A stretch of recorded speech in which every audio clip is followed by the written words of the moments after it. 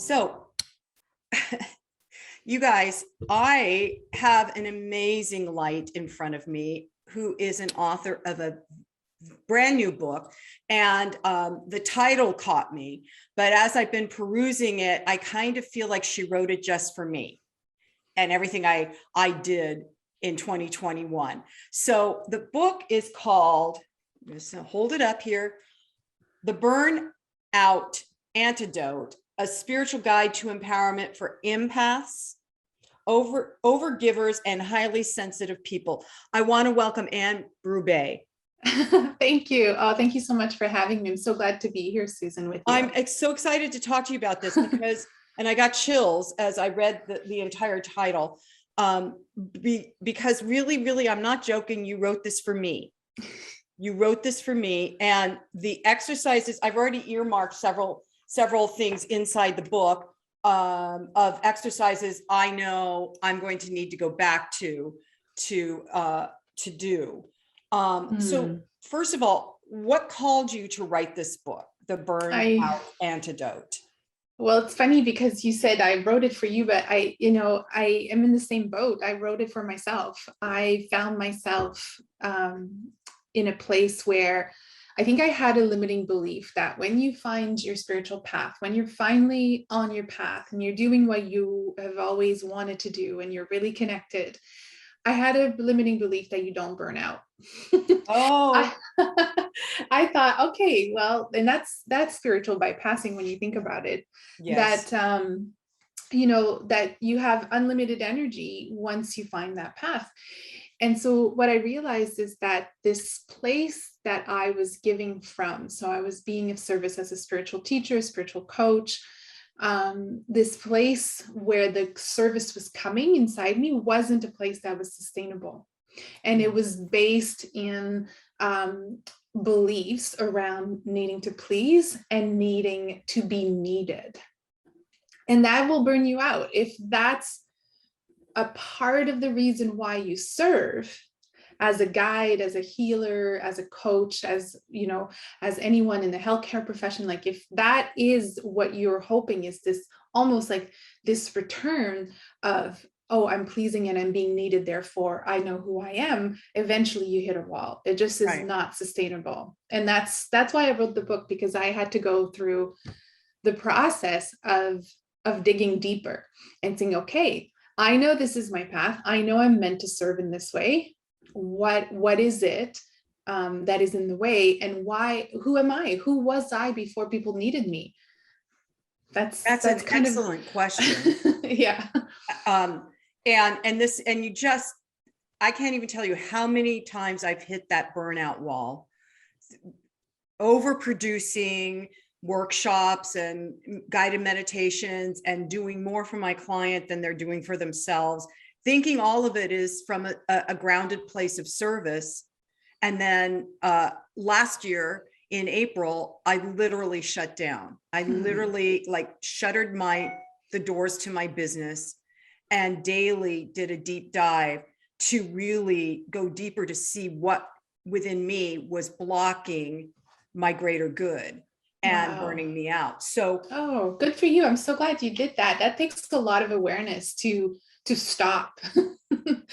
Because it's our livelihood and it's our, and it's who we are. So yeah, good. That's amazing that you did that. Well, and one of the things, I just want to speak this out loud for people that are listening. If you are a coach or an intuitive healer or an empathic servant, that it is very important to stop. And I was in a process of having built a bunch of momentum for my business, and my team fortunately cares for me, takes really good care of me.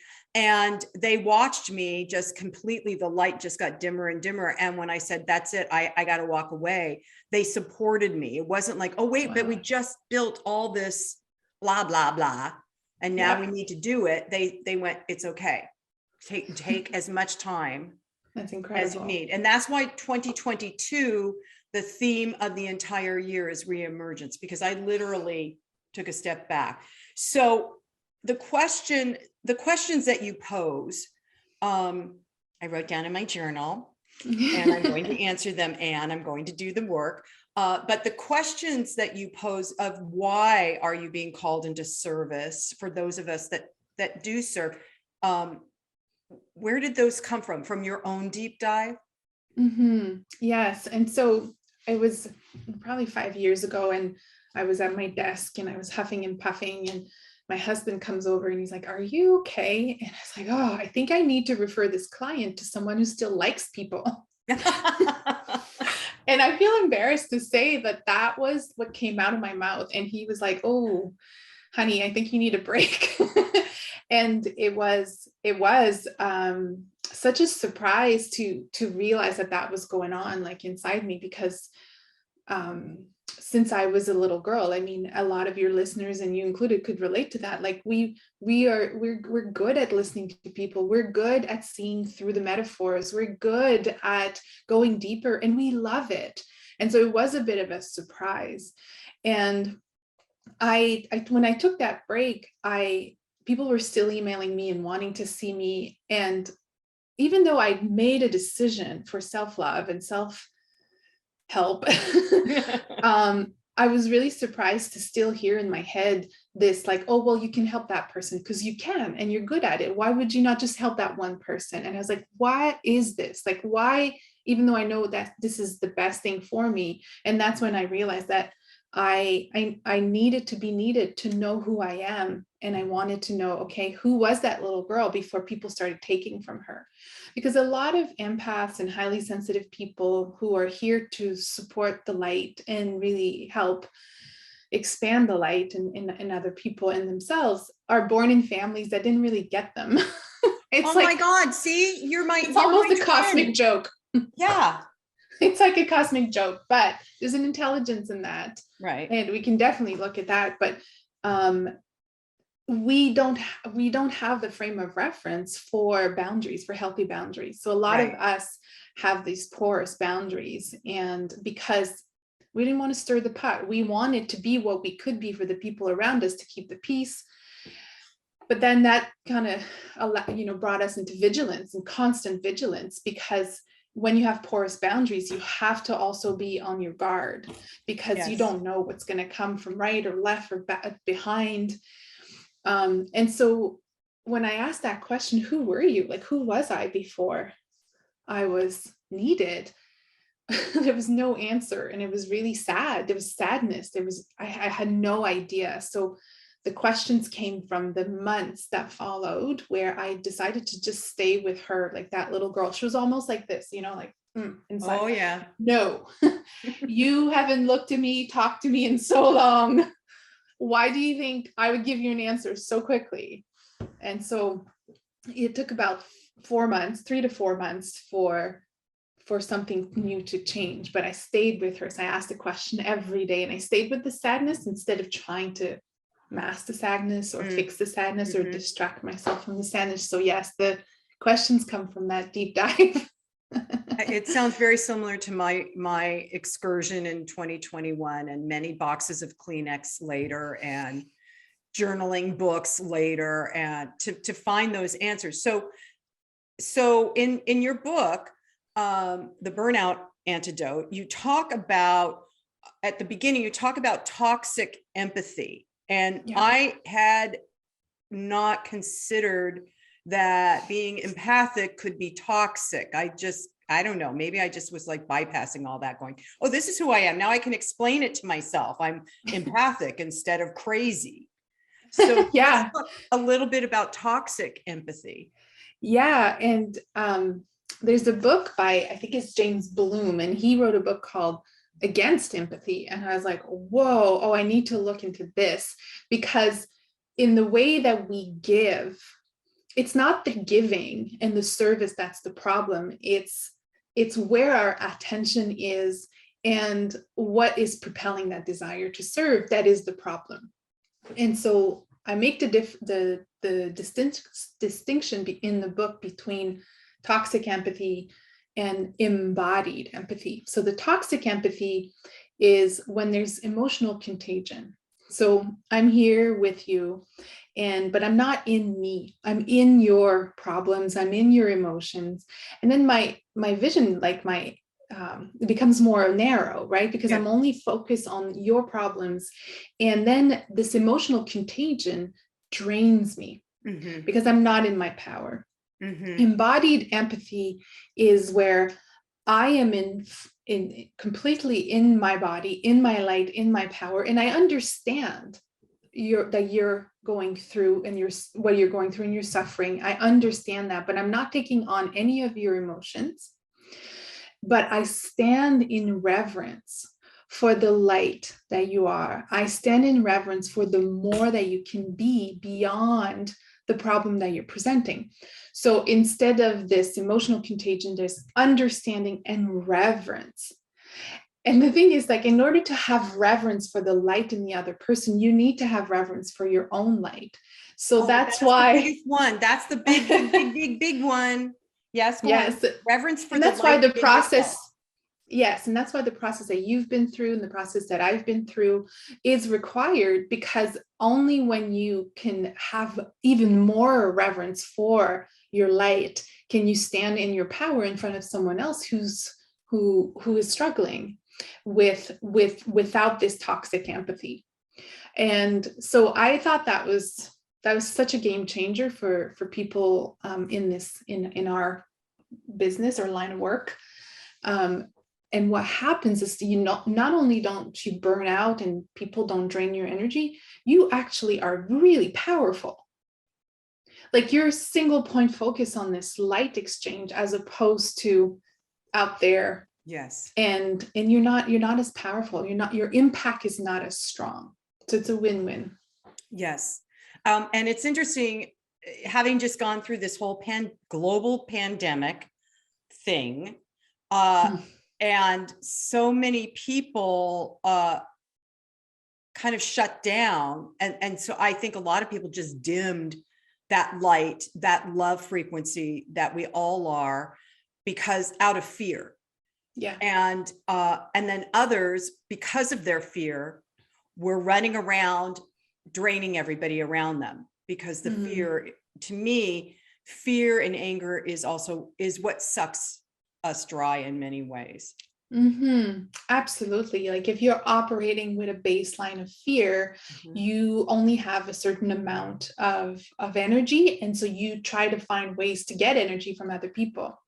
And I do talk a little bit about that in the book too, which I call predator energy. And it's not that the people are bad people or that they're beautiful souls. They're doing the best they can, but it's up to us to recognize it and not be in their vicinity, because there are some people who their hearts have closed so much because of that fear that it's just not part of their work right now to open up and to be really a safe person to be around. So I think that's really important for empaths and highly sensitive people, is to recognize those energies and to really establish a boundary.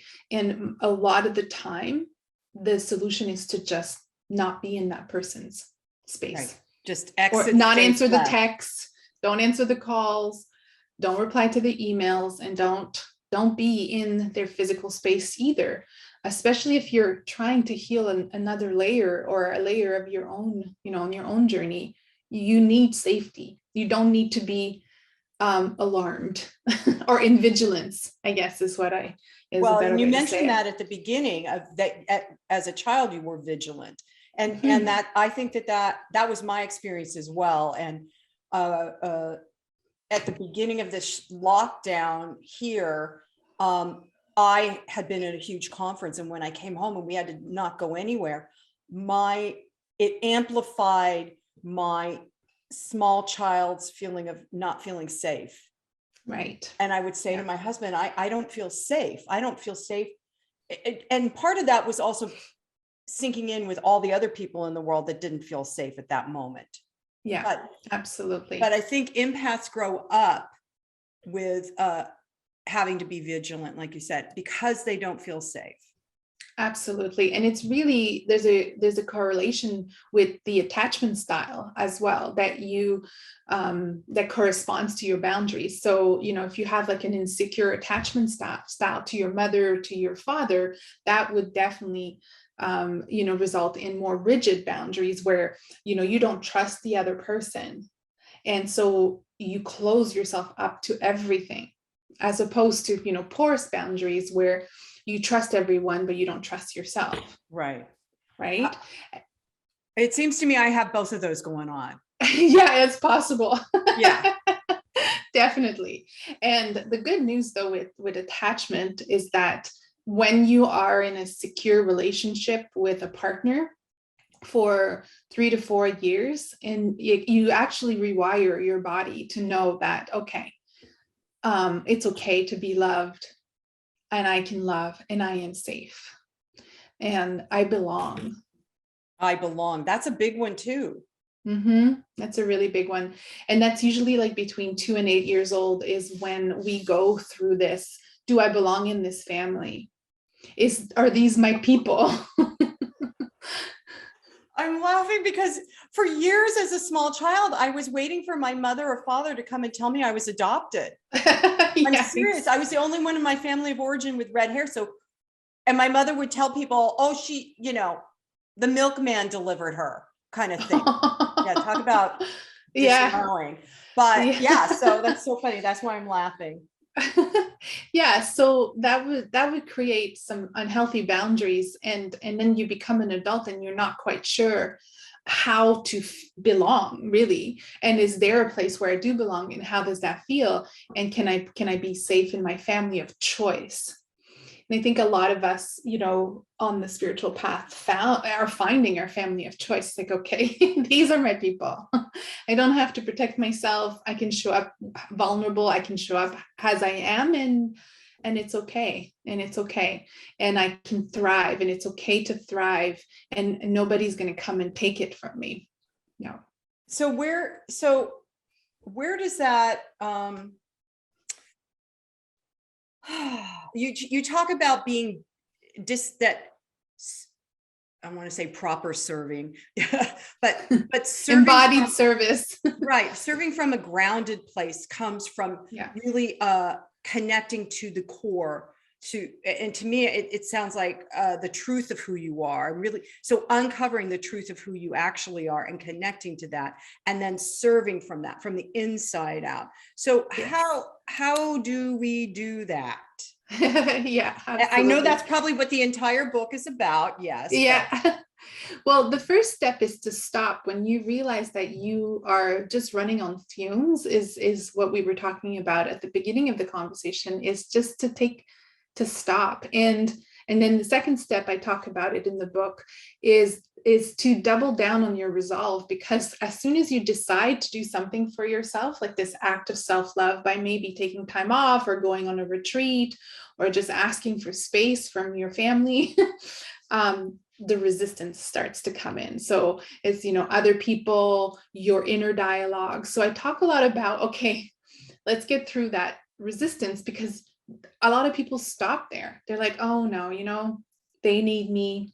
I'm really good at it. I should continue. I've spent so many years in school and spent a lot of money. I should continue.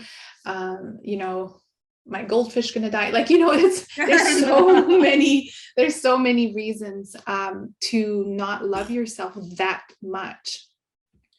And so basically this process is about deepening your self-love. It's saying that your core essence matters, and your needs to support that core essence and to align with that core essence and to heal the layers that are in the way of you connecting with that core essence, it's all very, very important. It's a priority. It's a priority because you're here for maximum impact. Yes. You're here for fulfillment and maximum impact. So you have to believe that as someone of service, your fulfillment matters. And a lot of people who are of service don't think that that's important, that they should just be there for other people.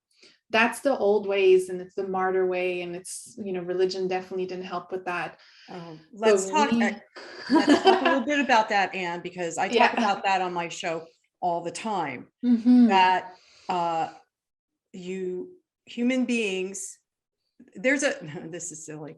There's a song in the musical South Pacific, and the song is entitled "You Must Be Carefully Taught." And it talks about being taught it's about racism, basically. Right. But you must be carefully taught, and what we are witnessing currently is indoctrinated too. Right. Indoctrinated. Right. And so ancient, well, maybe not so ancient, right? 2,000, 3,000 years ago, that's not so ancient. When patriarchal Abrahamic religions were founded, it was about indoctrination. It was about carefully teaching that the divine feminine no longer existed. Yeah. And you mentioned in the book, you talk about that. Yeah, very much, because what you just said to me, like the frame that I see it in is that that's externally referenced, right? Like, who is this presence outside of myself that has the power over me and control that I need to give my power away to in order to be a good person or to be saved or whatever it is. And that's very patriarchal. And then the feminine energy, which I talk quite a bit in one of the chapters, because for me, it was really important to realize that the ground is feminine, the source is feminine, the base, what gives life is feminine. There's nothing before that. She is source. But when we put the masculine energy first, or the father energy first, we're doing all these things, taking action, saying things, making choices without the grounding in the earth that says, I love you, I'm holding you, I nurture you, you matter, I'm not going anywhere. Like, that's the ideal mother voice. We have to do this for ourselves. We have to love ourselves like that. And then from that comes this beautiful, the masculine energy is a servant to the feminine. And it's powerful, because then action and voice and choice are spontaneous, right action, and they come from that place of core essence. And the doubt kind of just falls off, right? You don't doubt yourself anymore, because it emerges from within, as opposed to just in the intellect, and I'm controlling and managing. So I make the difference between controlling and managing my life and inviting and allowing light to move through me. And that is, in my experience, the controlling and managing is a default mechanism that automatically happens for me. And so turning my awareness to allowing, which also for me still feels like surrendering into the divine, surrendering all of me, my thoughts, my beliefs, my actions into the divine. That has been taking a lot more practice, because the default mechanism that's in the head automatically turns off the connection to the heart. Absolutely. Because we were taught, carefully taught that it should take precedence on emotions and being. That thinking and doing and rational and logical is how you keep yourself safe, and it's how you keep yourself successful and productive, and then you'll be the person you're meant to be. And it's how you survive too. Exactly. And so then we become adults and we're like, this doesn't work well. I'm so tired. I'm sick. There's no way I'm meant to feel like this. This can't be my life.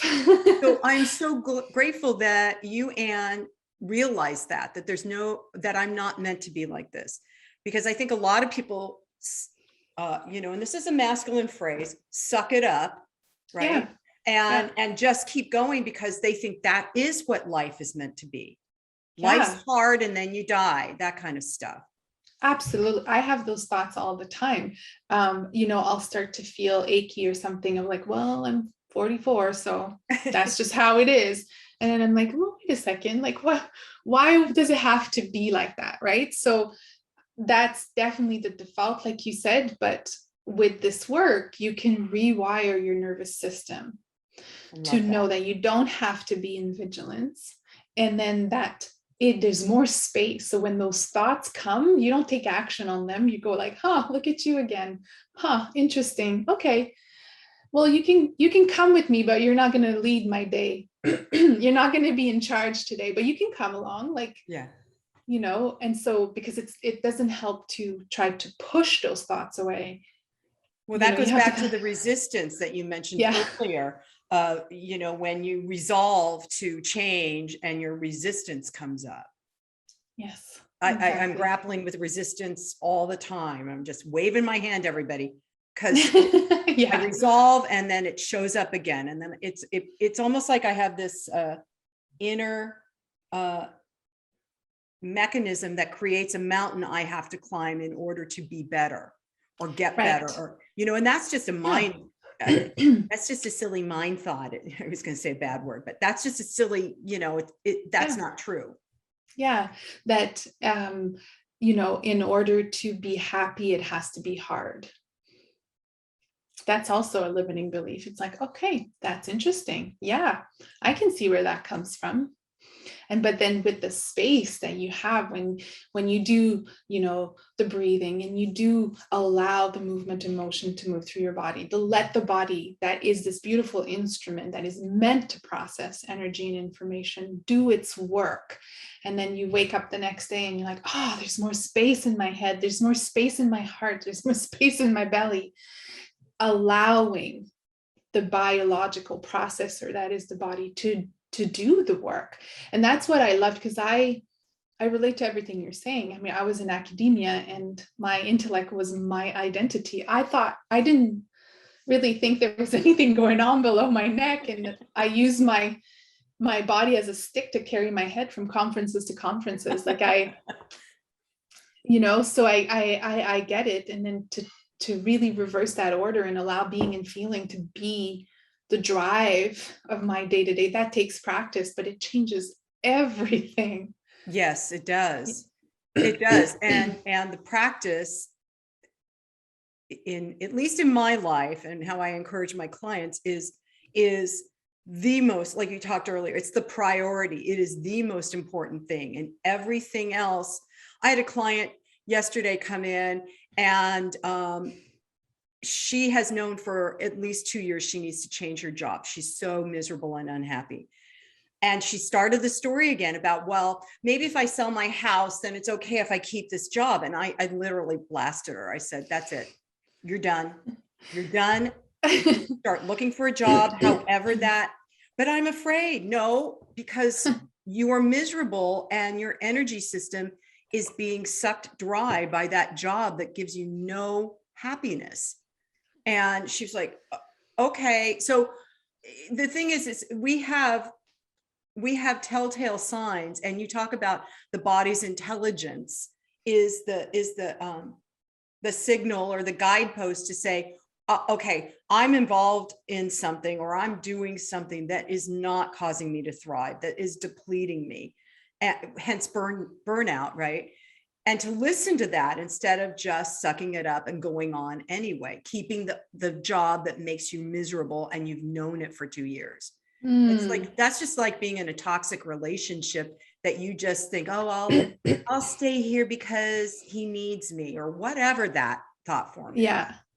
I love that you said that, because what I've noticed going through this shift with the healing that I've done and that I talk about in the book is that when I used to come and serve from a place of pleasing and being needed, safety was the number one value in the work I did with clients. Yeah. And then on the other side, safety is part of it, but it's not the number one value. The number one value is your light, and that divine love. And so when you were talking about how you were talking to your client, that's one of the big things I've noticed lately is the difference in how I coach. I'm a lot more direct because it's like, it matters to me that you step into your power more than it matters to me that, you know, that I hold your hand and we make sure everything's really safe. Exactly. And you know, my whole thing is live an empowered life, because that's the thing I had to learn how to teach myself and practice, and which is why I pay attention and take time off or go take a nap or whatever, because that's what I'm interested in. That's what I'm interested in serving. I'm interested in serving the highest frequency of love and light and alignment, spiritual alignment. And when clients come to me and they want to run the story, I don't have patience anymore. It's like, you know, especially somebody who's been with me a while, it's like, no, see, you're not getting anywhere. So I've got to change how we talk. Yeah, So exactly. And the thing is that it's really important to know that the people will, you know, who need you will find you. The people who want more of what you used to give will find other people. It's so important that you stay really aligned with what you're meant to do, because then your fulfillment is going to bring you a lot of enthusiasm. yes. And with that enthusiasm and that energy, you'll be able to do so much more. And it might not look like what you used to do. And there might be some things you actually completely let go of that you've built, like, you know, that, you know, you've spent a lot of energy building. But change is the only thing that's consistent about us human beings, and we resist it so much. But it is, especially on this path, the acceleration is tremendous. So it's supposed to change. It's not supposed to stay the same for very long at all. And that's getting, you know, worse. I want to say in some way is that the acceleration's getting greater. Yeah. So it's we have to get used to the quick changes. Yes. And then going along. And that's I certainly am experiencing that in my life and watching it with others, that it is a quick change. It's a, you know, because why, I don't know. I can't answer it because, but the energy system that's hitting the planet is, and it's the divine feminine that's hitting the planet is happening for this acceleration. Yes. And during the pandemic, as we saw so many people dive into fear and then leave the planet, because they couldn't handle the amplification and the quick change, that, okay, good, you got that lesson, let's move on. Let's move on. Yeah, exactly. I remember at the beginning, I was hosting these free calls every week, and I was so adamant. I said, okay, let's not let this be another trauma we have to work through. Like, let's actually flow with it and go with it. Like, there's some things we can't change. So we just have to look right in the face. What is it saying? Why am I reacting like this? Like, and then just the self-examination for some became really intense. And then we've seen, like, those who've continued have reaped, I guess that's how you say it, the gifts from that commitment to soul and self. Yes.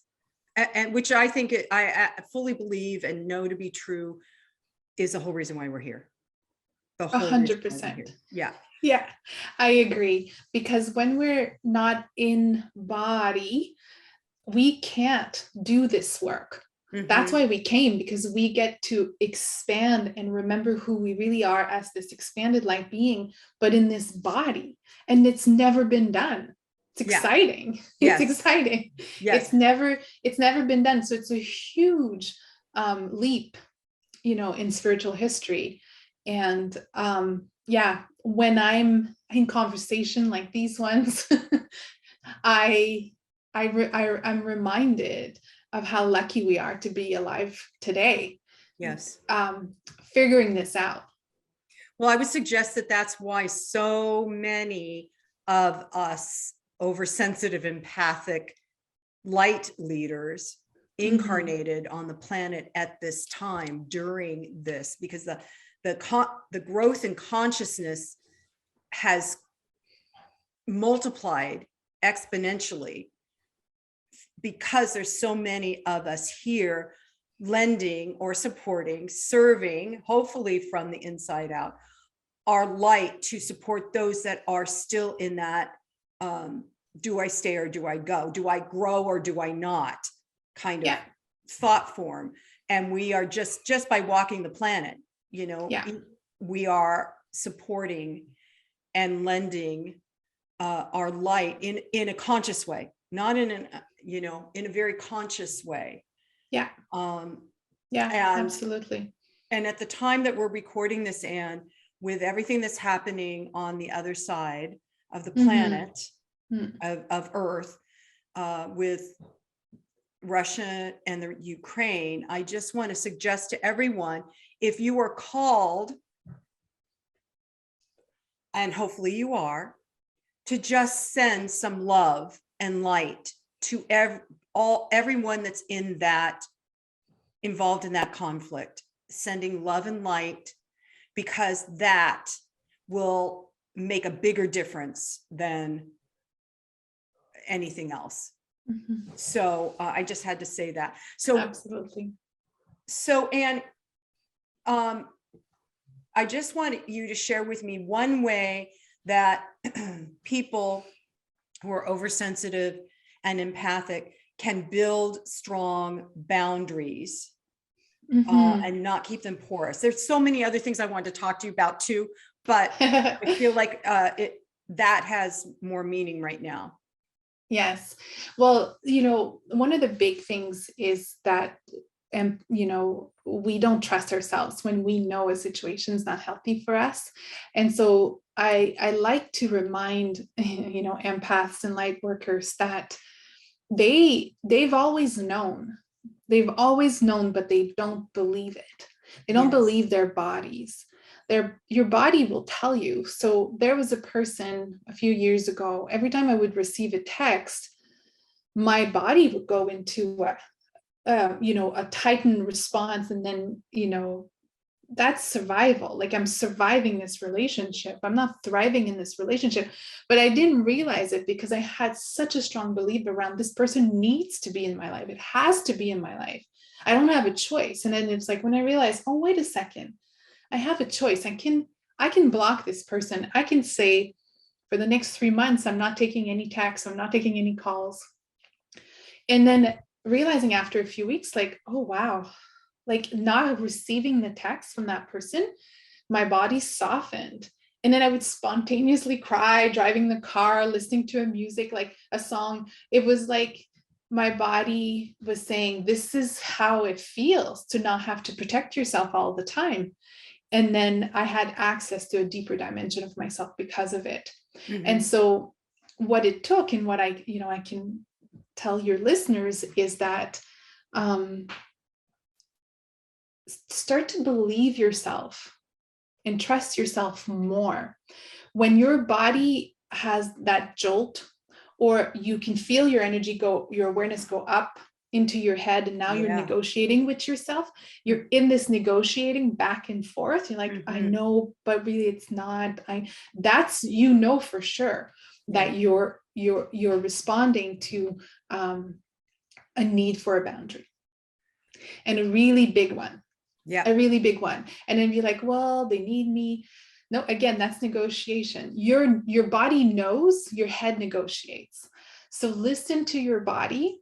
And even if it means the person will be disappointed, the person won't understand, you don't owe them any explanation for anything you do, including your parents, including your children.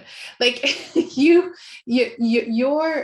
quality of your relationship with a person you really love depends on you being able to put healthy boundaries. These rules and limits in the relationship are really important. And the person in the end will actually thank you, because they will get the best of you once your cup is full. Yes. I thank you so much for explaining that. And again, it's as if you wrote your book just for me, because these are all the things I've had to teach myself and learn. And I'm so grateful that you have it all in one place for us. Thank you so much, Anne. And thank Oh you. my gosh. Thank you so much for your willingness to commit to knowing yourself and loving yourself more, and then being that ongoing light in the world. Thank you so much. It has huge meaning for those others of us that are doing this work too. So thank you. Well, thank you for saying that. That means a lot. And right back at you, Susan. You're doing the work too. So really appreciate that you're holding these conversations, which are super important right now. Thank you. So the book is called The Burn Out Antidote. Yes, The Burnout Antidote. A spiritual guide to empowerment for empaths, overgivers, and highly sensitive people. Now, where can they get the book, and give everybody your website so that people can investigate more of what you do? Okay, perfect. So you can get the book anywhere, like at Amazon, amazon.com, amazon.ca, and you can get it at Barnes and Noble and all the bookstores. Really, it will be on April 8th. It'll be everywhere, which might be in the past when when this airs.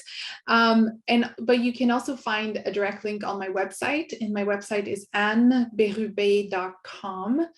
And on my website, there's a free self-assessment quiz, because with this lens, burnout has a direct link with how you love yourself and your relationship to love. So there's a quiz called the Burnout Blind Spot, and it will give you a self-love roadmap. So with all these different things you can do depending on the results of the quiz. So I'm going to go online and take that. Yeah, there's lots of good stuff on my website like that. So, and you can find me on social media as well. Okay. And we're going to have all that information in the show notes too, everybody. So again, awesome. Thank you so much, Anne, for joining me today. And it's been a really lovely, wonderful, enlightening conversation. So thank you. And I'm just going to end with, and so it is, namaste.